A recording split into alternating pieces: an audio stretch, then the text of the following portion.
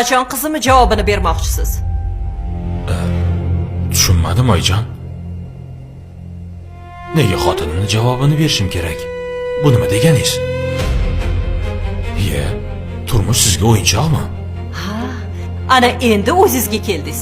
Inson o'z kasalini deb boshqani hayotidan foydalanib o'yinchoq qilishga haqqi yo'q.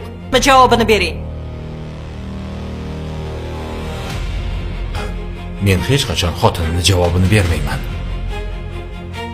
Nimalar deyapsiz o'zi? Lasi, oying nimalar deyapti? Tinchlikmi? Oyim to'g'ri aytyaptilar.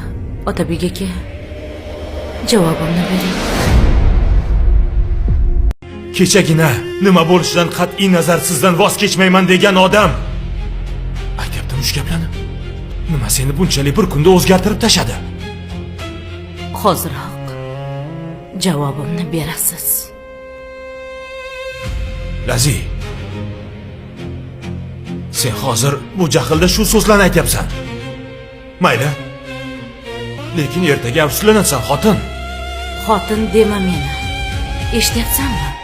Javobimni berasan. Javobingni berdim. Endi yo'qol bu yerdan. Yo'qol, chiqib ket. Ha, qayerga yo'qoladi? Aksincha, sen chiqib ketasan. Nima? Bu sen bilan shuncha yil yasha. Yana farzand ko'ra olmasdan hech vaqosiz qolib ketadimi? Bu uyda buni ham haqqi bor. Mana shu uy bosh ko'zimdan sadaqa bo'lsin.